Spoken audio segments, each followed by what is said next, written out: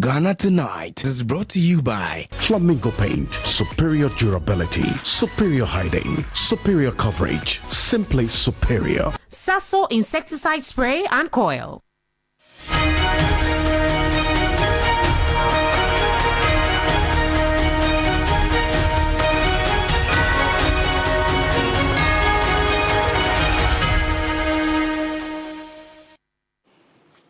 Oh, hello, good evening. Welcome. This is Ghana Tonight. We're live from News about Desawe Kanda, also live on TV3 Ghana on Facebook and on DSTV channel 279. We're all across the world on 3news.com. I am Alfred Ocansey. Tonight, former President John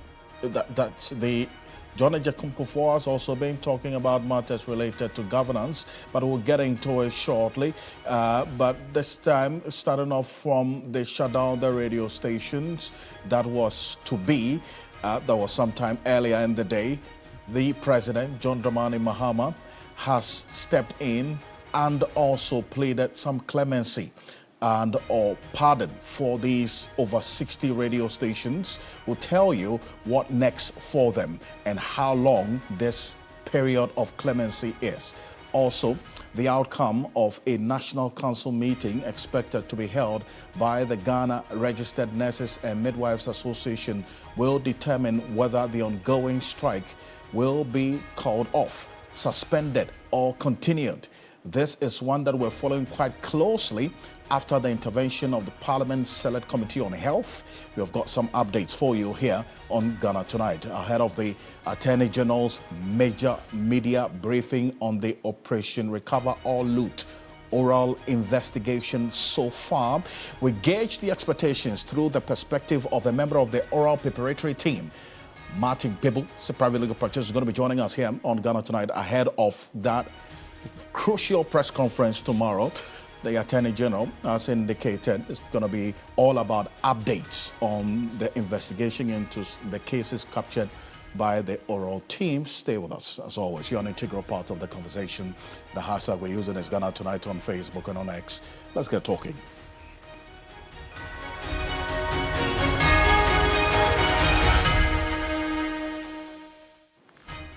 And we have an update on the MPOX and the case count so far and what you should be looking out for as well. Let's settle for Ghana Briefs.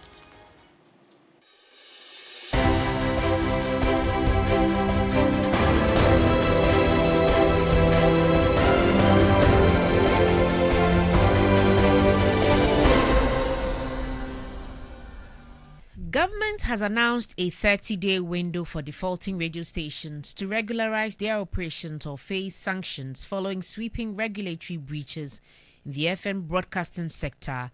The 30-day ultimatum follows President John Dramani Mahama's directive to the Minister for Communications, Digital Technology and Innovations, Samuel Nati George, to work with the National Communications Authority to immediately restore the broadcast of 64 radio stations that were hitherto shut down due to regulatory breaches. His Excellency John Dramani Mahama, the President, directed that the Ministry of Communications, Digital Technology and Innovation work with the regulator, the NCA, to allow all the affected radio stations some additional time to correct the identified breaches within a defined time frame. Those who fail to do so shall have their authorizations formally revoked under the law. The Ministry and the NCA have granted a further 30-day grace period to all defaulting entities.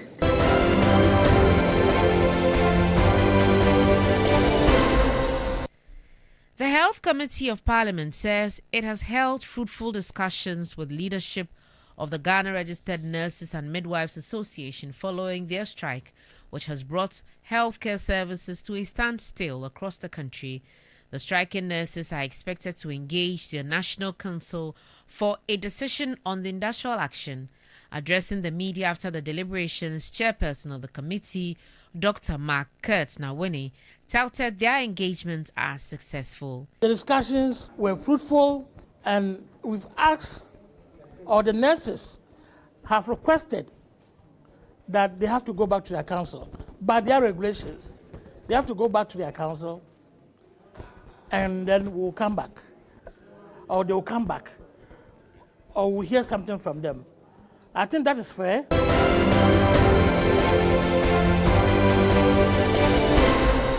Executive Director of the Africa Center for Parliamentary Affairs, Dr. Rashid Rahman, has called for the reconstitution of the Privileges Committee with non-parliamentary members.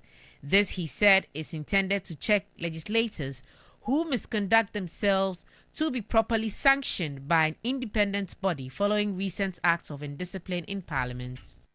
We are at a point where we might need to start thinking about, maybe a committee like this, taken out of Parliament and given to eminent Ghanaians, so that, when things like this happen, from absenteeism to misconduct and violation of all the immunities and privileges that they have, then we don't leave it in their own hands.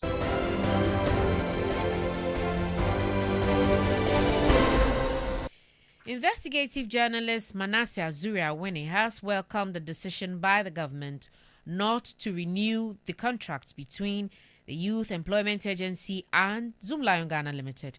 Investigative journalist Manasseh Azuri-Awene had in April 2025 petitioned the president and proposed that the contract be discontinued to enable the assemblies and the YEA supervise the sweepers. He spoke to TV3. Investigative reports and evidence of how bad this deal was and wasn't helping the country in the sanitation sector, and also the way we use our resources. And I can be thankful enough to His Excellency President John Dramani Mahama for this bold step.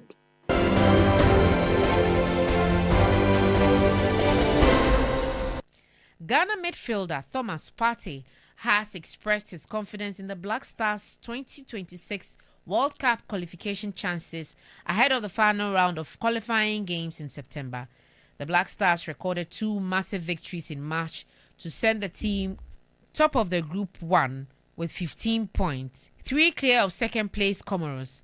He spoke exclusively to General Manager of Sports at MG, Michael Otieje. I think, as the coach said, we still have to win the rest of our games. And we, as a player or as a technical team, the mentality we have is we want to be at the World Cup, because this is where all the big players want to be. So the focus is to win the rest of our games, and then we'll be there. We were there last time. Yeah. So we still want to be there. We had a feel of it. We know how nice it is.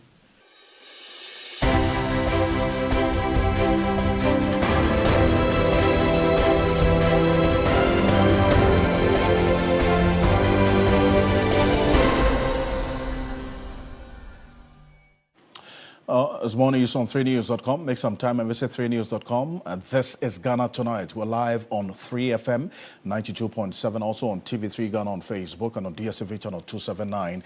We're all across the world on 3news.com. And as always, proudly brought to you by Flamingo Paint, Simply Superior, and Sasso Insecticide Spray and Coil. Coming up on Ghana Tonight, ahead of the Attorney General's major media briefing tomorrow morning on the Operation Recover or Loot Oral. We gauge expectations through the perspective and the lenses of a member of the Operation Recover or Loot, that's the oral preparatory team. Martin Pebu is going to be joining us in a bit, and this is one that really was in response to the expectation of Ghanaians about the fight against corruption in this country. Oral was a big deal ahead of the election because of the cases and also perception of corruption and increasing cases of corruption that greeted the Ghanaian people going into election 2024. And that found its way into the manifesto promises of both the NPP and the NDC. The NDC promised oral, and that's what we've seen in motion, at least from January 7 to date. The Attorney General, Dr. Dominic Ayine, is expected to hold a major media briefing tomorrow on the government anti-corruption tool of the Operation Recover or Loot Oral. This will be the second time the Attorney General will be addressing the media touching on oral.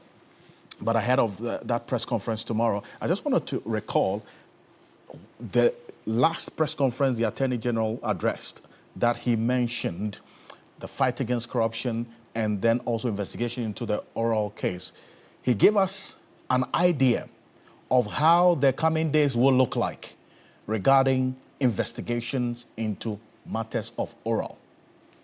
Take a look. That are unfolding, all right? Unless you have grasped the evidence like I now have on SkyTrain and SkyTrain and then the National Service Scheme. Okay, those significant progress has been made, and I believe that if I took those two, cases to court, I will obtain a conviction. That is why I'm telling you about them. But free Wi-Fi, okay, and the rest of them are still under investigation. So we are not going to be talking about them. So in conclusion, ladies and gentlemen, when His Excellency John Dramani Mahama, the President of the Republic, observed that the entire country was a crime scene, he knew what he was talking about. Some people bashed him for it, but the President knows, because I brief him on a constant and a regular basis on what is happening with respect to our investigations. We are working diligently on several dossiers that will shock the conscience of the nation. If what suspect Edu Bohin and his wife has done is like a thriller in Manila, please brace yourself for a rumble in the jungle in the next few weeks. Thank you very much, ladies and gentlemen. Well, this was a little over a month ago. It says that they were working on a lot of dossiers, and the details of it will shock the conscience of the nation. And so we're ready for the rumble in the jungle tomorrow. If what the Attorney General, Dr. Dominic Ayene, said a little over a month ago is anything to go by, and the press conference that he is expected to address tomorrow to give a major update on the investigations into the Operation Recover All Loot. What I'm going to show you, and I want you to follow me closely, this is a document that was made available by the oral preparatory team that has rounded up its work, handed over their report to the President, and that has formed the basis for the investigation into the cases that the Attorney General is going to give an update on tomorrow morning during that press conference. So take a look at this. They give a case about oral. First off, these are some of the cases that oral is looking into. There's 25 billion and over banking sector cleanup. You remember this? Now, this is one that also caught the attention of the oral preparatory team. It was captured in their report. The amount of money that was spent to, as it were, clean up the banking sector. This amount, as at the time, was 25 billion. The last time we checked, it's gone a little higher than 25 billion. That's one issue. They also captured the presidential jet travels, the $58 million National Cathedral sinkhole. That's how they captured it in their report. Now, this is one that, as we do know already, Kenneth Ofori-Atta is being investigated on by the that's the Office of Special Prosecutor. It's one of 5 that Kenneth Ofori-Atta has been investigated on, National Cathedral and the expenditure to it. This is one that has been captured in the oral report as well. So if you hear yesterday, for instance, that the Deputy Attorney General talk about other security agencies also investigating Kenneth Ofori-Atta for one thing or the other. Well, guess what? It's not just the OSP who is going to be interested in the expenditure and the money that was spent on the National Cathedral. Oral captured it as well in their report submitted to the President. Now, apart from that, they also captured the payments to the Cathedral Board, and then this one, the $108 million ambulance scandal, as was captured in the oral report. This is also another issue Kenneth Ofori-Atta has been investigated on, the expenditure of the maintenance of these ambulances that were purchased by the actual administration for each district. And all the details you recall that Samuel Kujato Ablakwa put out during his expose into the expenditure on the maintenance of these ambulances and who these contracts were awarded to and how the monies were paid. That's also a subject of interest for oral. So we'll see if that's also going to be forming part of the update the Attorney General will be giving on the oral investigation so far. Apart from that, they are not the only one.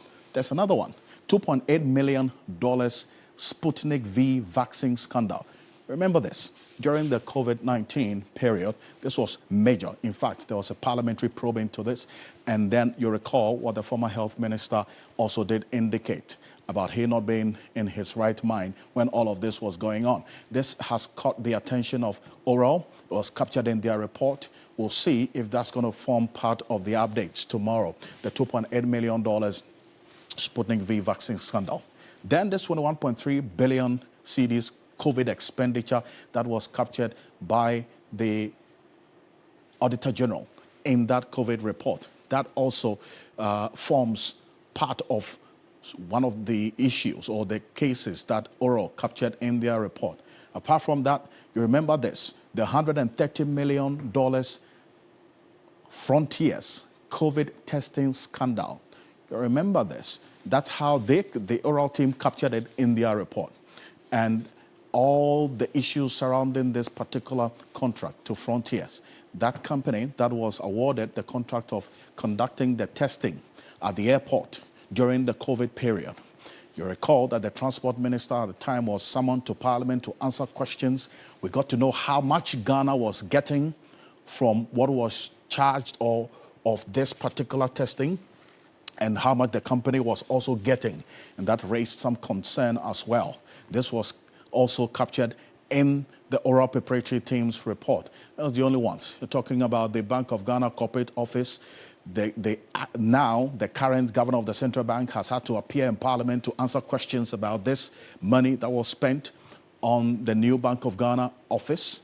And we will see how things will play out on that. And this almost $12 million spent on the Palugu Dam project was also captured by the Oral Preparatory Team.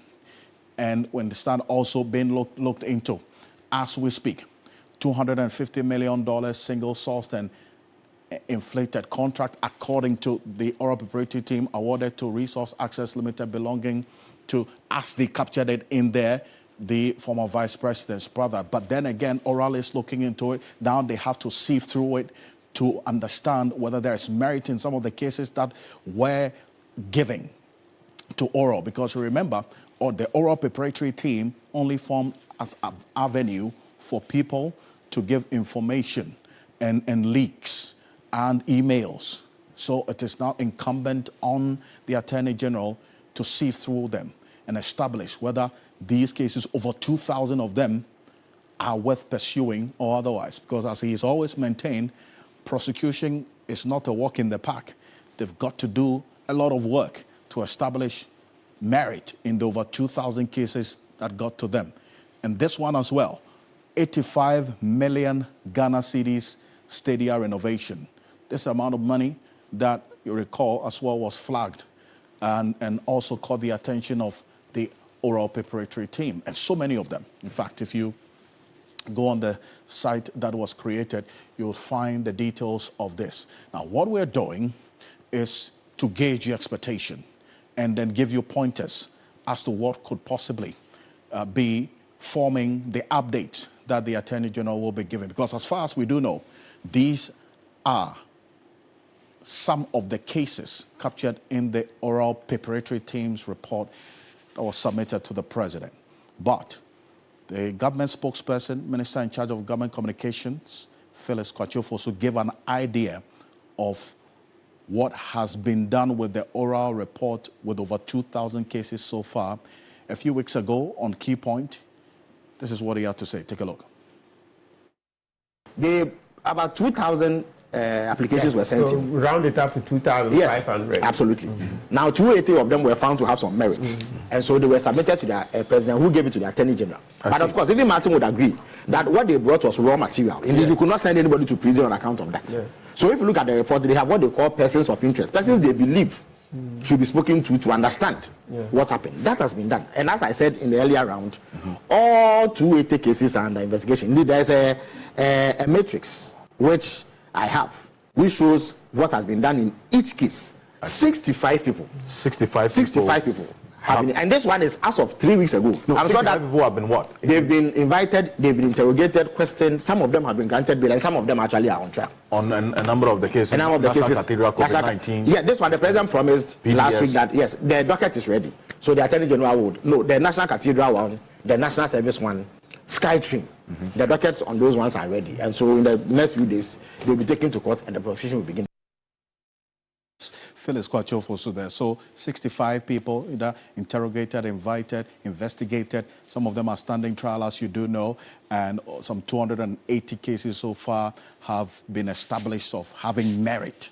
Well, another one which we know there's an ongoing active investigation into it by the Office of Special Prosecutor is this SML deal.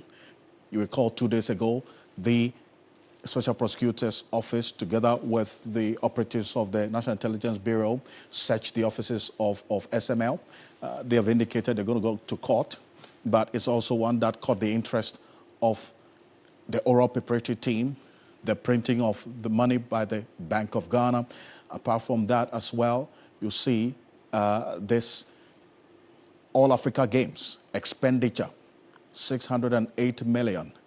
That's $48 million at that prevailing rate at the time. All of this captured in the Operation Recover All Those Preparatory Teams report. But then again, a man who knows and worked as a member of this oral preparatory team knows the over 2,000 cases captured in their report. Martin Pebo is a private legal practitioner. He's joining us, a member of the oral preparatory team that has rounded up his work. They are done with their work. The Attorney General has that sole responsibility of now executing in the details of the said oral report. Counsel, good evening. Thank you for joining us. I mean, big deal, the fight against corruption.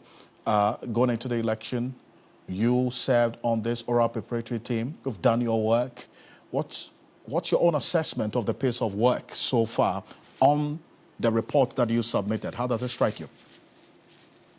I must say that when it comes to progress of work, it's extremely difficult to judge, you see, because what's happening is that, there's a new government and they just took over. Everybody needed to settle. So I would say that, and you see, we handed over our report to the president, and the president handed over same to the Attorney General on Monday, is it 10th or 11th of February? Yeah, it was a Monday, right? So from that time to now, it hasn't been that much time.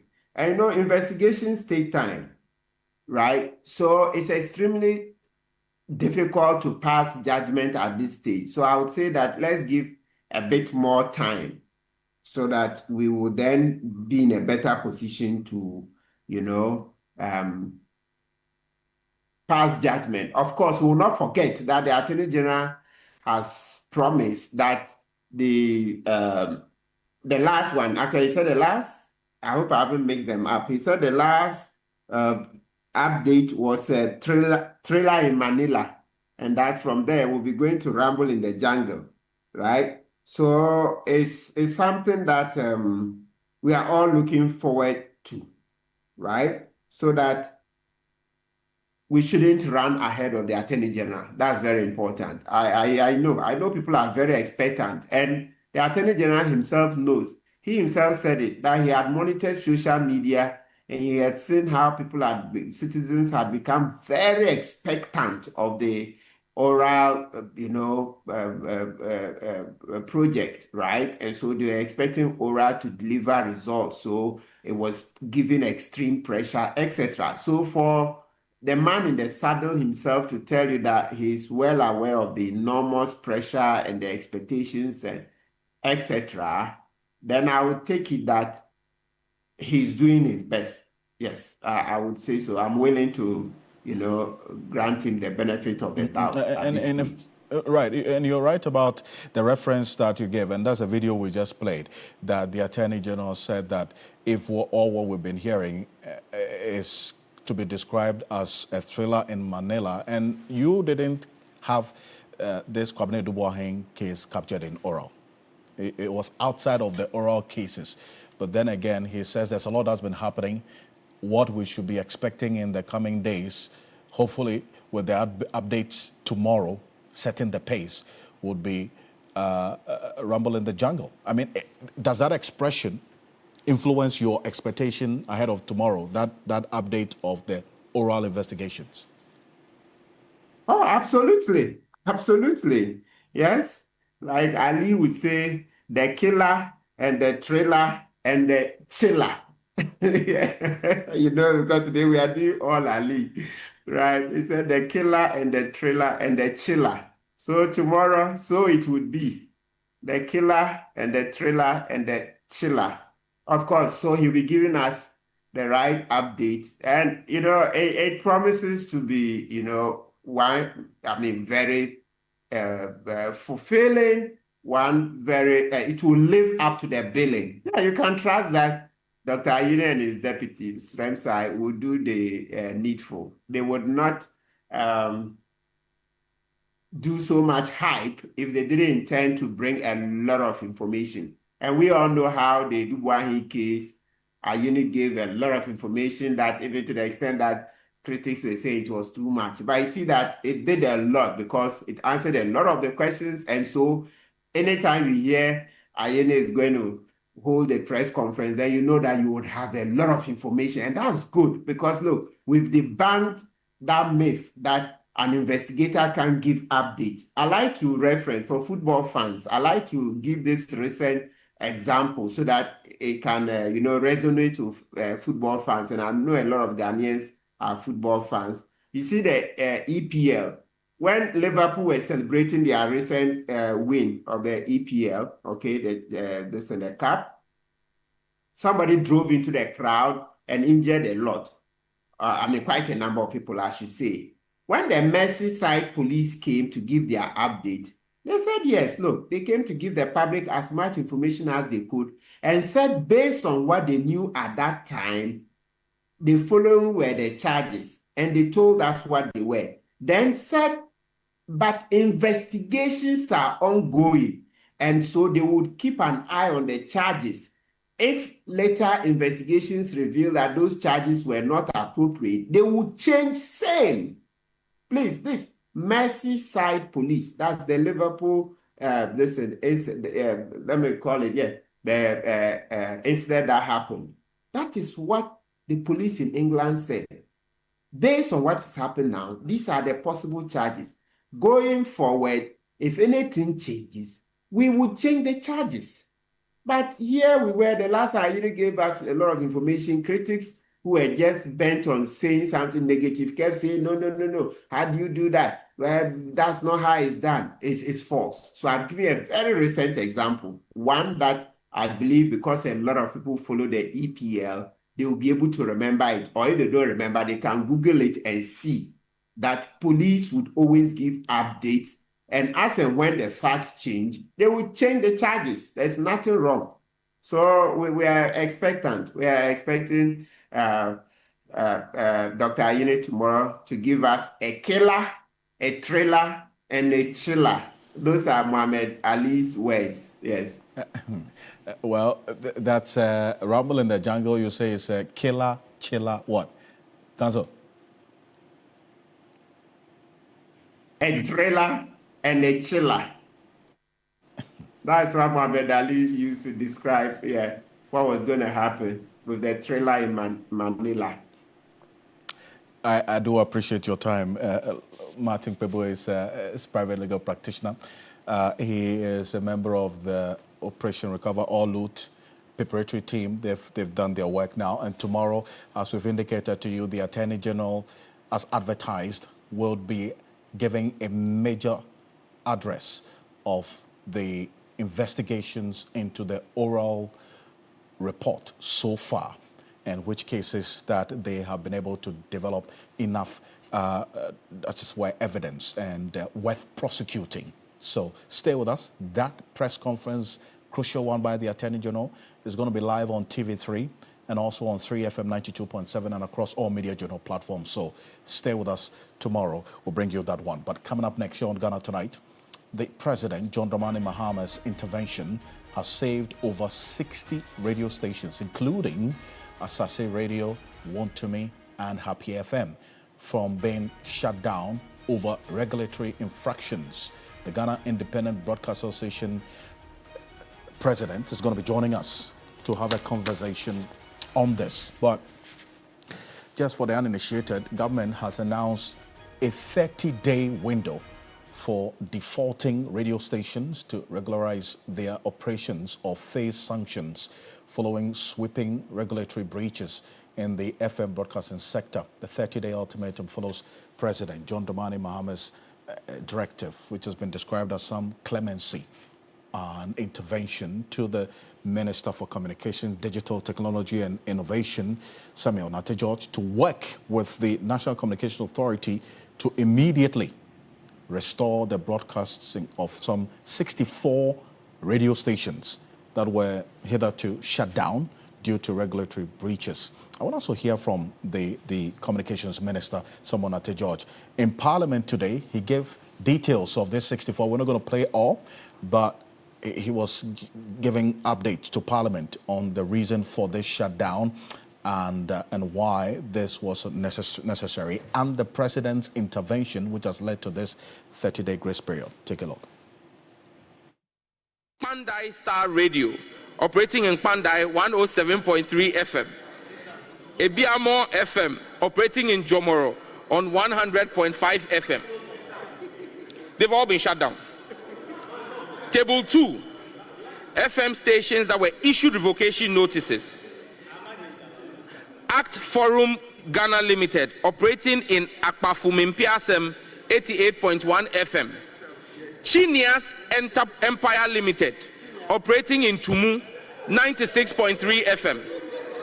Confidence Commodities, operating in Swaman DSO 90.7. F5 Eagles Company, operating in Ajuafua 93.7.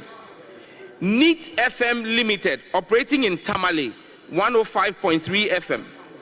Primary Stars Limited, operating in Banda 102.5 FM. Subampa Community Radio in Barakesi 96.7 FM. Wasaman FM in Atieku on 101.9 FM. Mr. Speaker, number 9, Woon to Me Multimedia Company Limited. Woon to Me Multimedia Company Limited, operating in Takrady on 101.3 FM. Number 10, Woon to Me Multimedia Company Limited, operating in Accra on 95.9 FM. Jimbali Community Association in Jimbali 95.9, and Resurrection Television in Takrady 99.3. Table 3, Chameleon Communication in Wa 91.1. Chaka Multimedia in Jasikan 88.7. Clickshot Multimedia in Shama 89.9. Free Minds in Tema 104.5.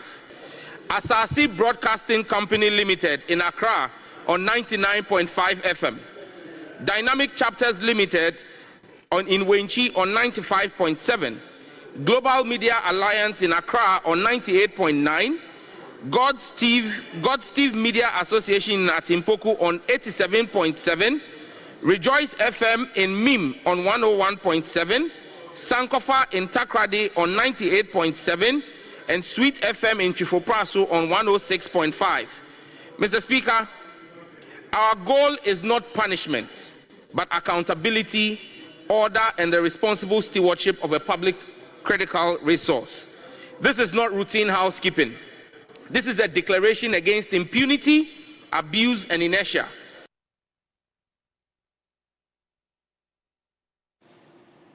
Well, there's been a number of reactions to this as well, and in Parliament, Alexa Napanyamake, the Minority Leader, raised questions about this, and then also the Majority Leader, Mama Yarga, also pointed to letters to some of the radio stations that were shut down as far back as 2022, highlighting their regulatory breaches, and that's as far back as 2022 up until now that this decision had been taken.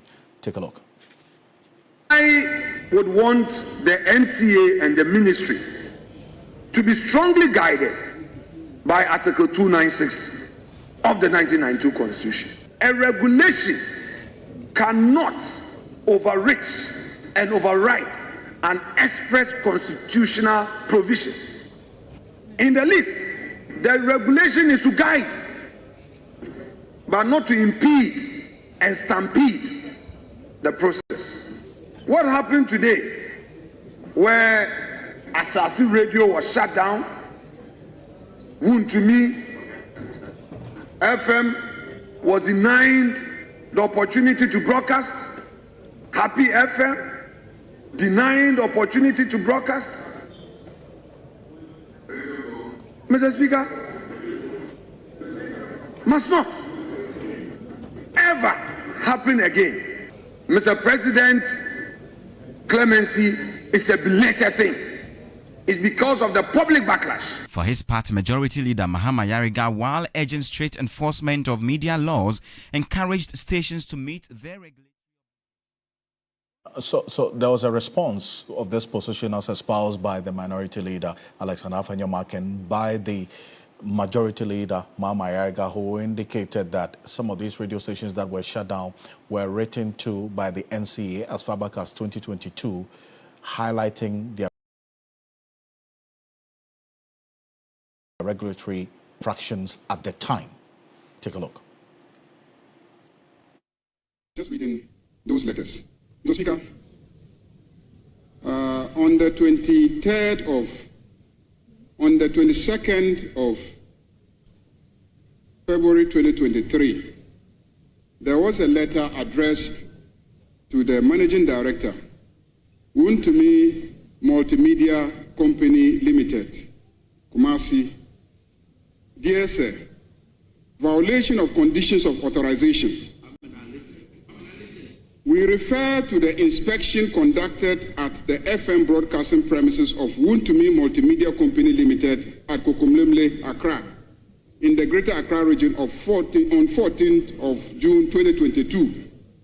The inspection revealed the following lapses in the setup and operations of Wuntumi Multimedia Company Limited.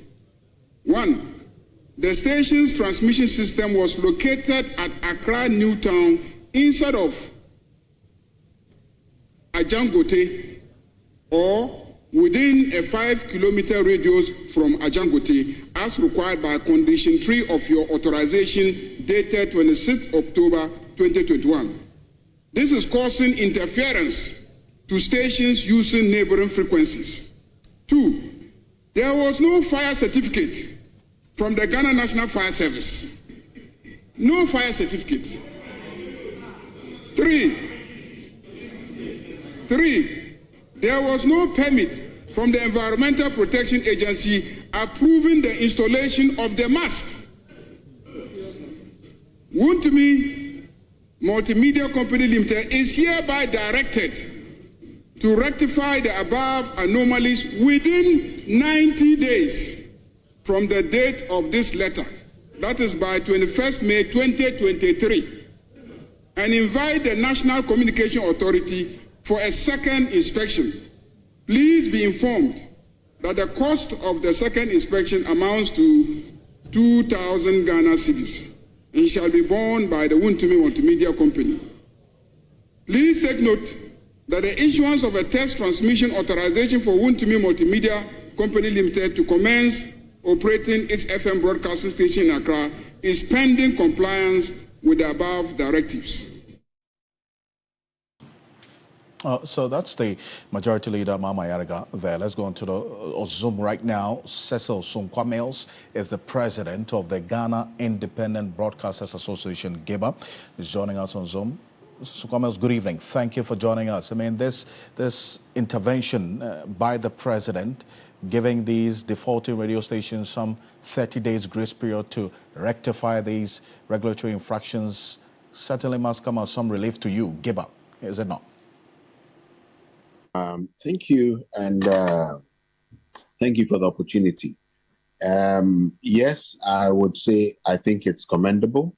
It is actually commendable because from late morning when we heard about the shutdowns that were going on, we actually were scrambling to get information and to even know which stations had been put off and for what reasons, and to get the communication. But what this actually does is that it gives us, as GIBA, it gives even the lawmakers, it gives us some room and perspective to look, and also for the broadcasters who are actually have some infringement and compliance issues to deal with. It gives them some room to rectify whatever it is. And also for those who they need some extension to do that, they can do this within this space. But at the same time, one other important thing is that, and I keep saying that, probably we're fortunate that the president has intervened. What if that intervention was not available? What would be the options for industry to, push in some kind of intervention? That notwithstanding, compliance should be number one, and we do agree that all stations, once you come into the media business, you definitely are expected to meet all the requirements. Indeed, but it's a relief, as you put it, and then also the president's intervention and the clemency of this 30-day period. But then again, that ultimate responsibility on these defaulting radio stations to do what is expected of them cannot be underestimated, is it not? Even though the president has intervened today. And especially this is to you as president of GIBA, and what you're going to do to ensure that your members who are part of these defaulting radio stations do the needful.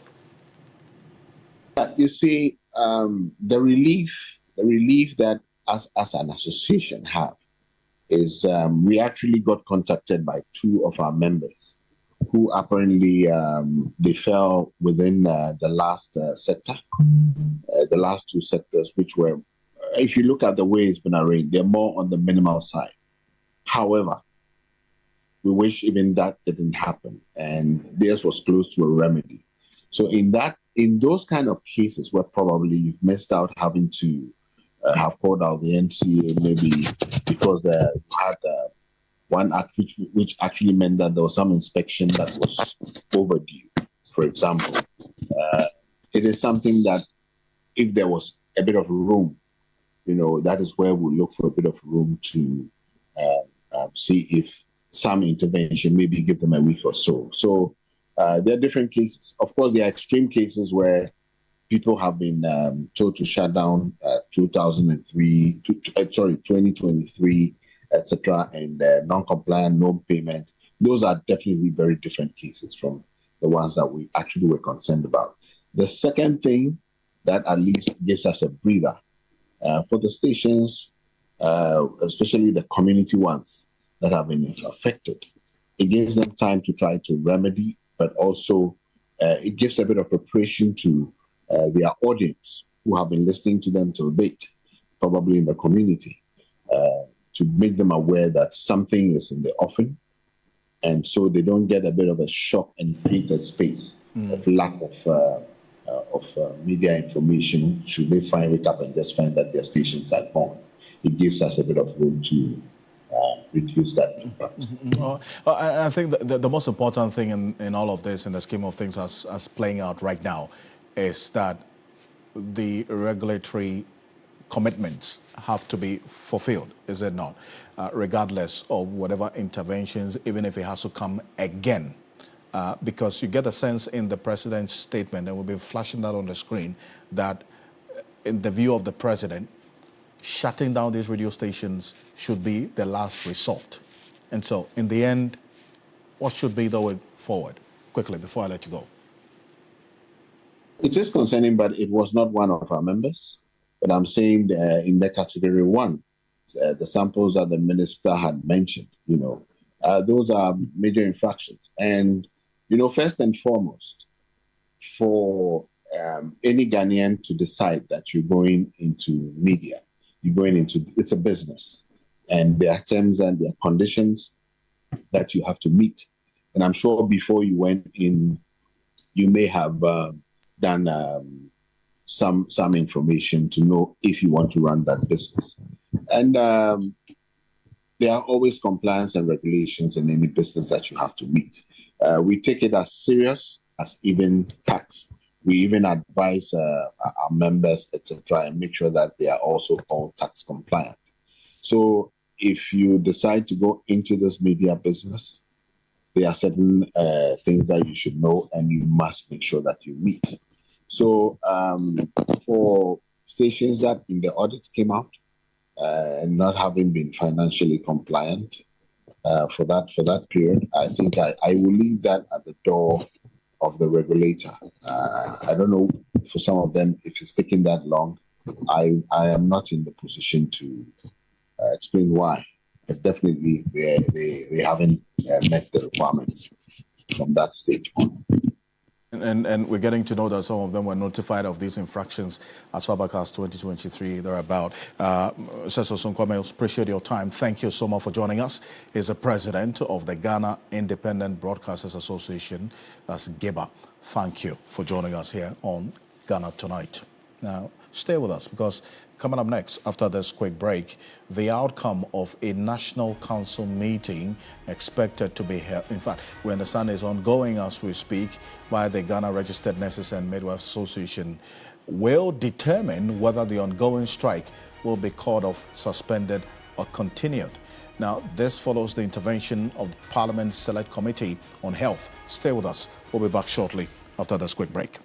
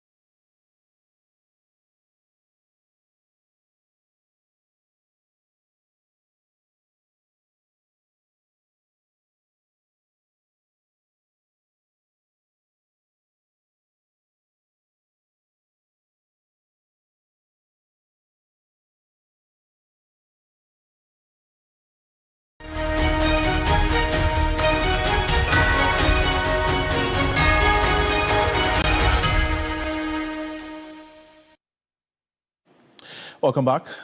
The Health Committee of Parliament says it has held fruitful discussions with the leadership of the Ghana Registered Nurses and Midwives Association following their strike, which has brought healthcare services to a standstill across the country. The striking nurses are expected to engage the National Council. We're getting information that that National Council meeting of the Ghana Registered Nurses and Midwives Association is ongoing, and that will determine the future of this industrial strike. Addressing the media after the deliberations, Chair of the Committee on Health in Parliament, Dr. Mark Ket Nawani, touted their engagement as a successful and fruitful one. Take a look. Discussions were fruitful, and we've asked, or the nurses have requested that they have to go back to their council. By their regulations, they have to go back to their council, and then we'll come back. Or they'll come back. Or we'll hear something from them. I think that is fair. The Ministry of Finance and Fair Wages, they were all in to assist us. We've tried to understand each other. We have tried as much as possible to synchronize our activities.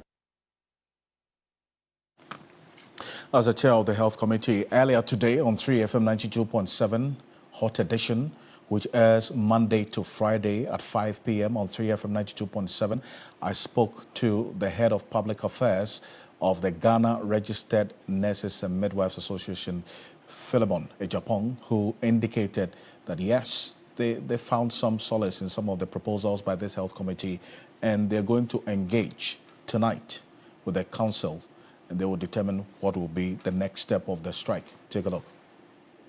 However, there is budgetary constraint and the difficulty in making room to be able to accommodate what is contained in the collective agreement.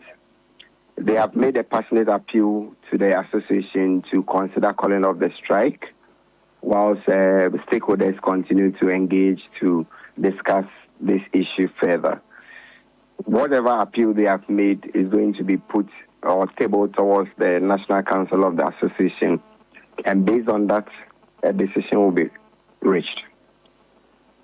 I see, but you have always held that position that you're not going to renegotiate the terms of this collective agreement. But you're open to engagement or communication and not renegotiation. Is that position still relevant? Do you still hold on to that position even after this engagement? Alfred, I think we have made a lot of comments in the past concerning this collective agreement. We are making progress from there. There is a passionate appeal from Parliament, and Parliament is the House of Laws. Once they've called us and discussed this extensively with us, we'll have to meet our council and take a decision. I wouldn't want to put anything across at this time when the council hasn't met yet. And that's a fair point. And we understand that the Speaker of Parliament also sat through this meeting, correct? The majority leader was there, and all the other important stakeholders in the healthcare were there, as well as the Parliamentary Select Committee on Health. I see. But are you also able to tell us from based on this engagement and what has been happening over the past few days gone by, what the health ministry's posturing has been to the demands that you've been making over the period? Well, the health minister is doing his job as a politician. He's a minister for health, but he's also an MP and a member of the National Democratic Congress as well. So his posture is based on the party, based on the ministry, and based on the resources that he has available for what he's doing. Secondly, a lot of the issues does not depend on the Minister for Health.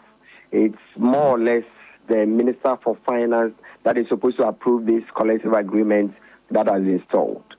So the Health Ministry was just putting in place the necessary mitigating factors to make sure that the health of the public is not compromised in this strike action. However, these actions were in futility because it was not going to be able to fill in the gap. Nurses and midwives cannot be replaced. They are irreplaceable in their field of work, and that is it. That is the case.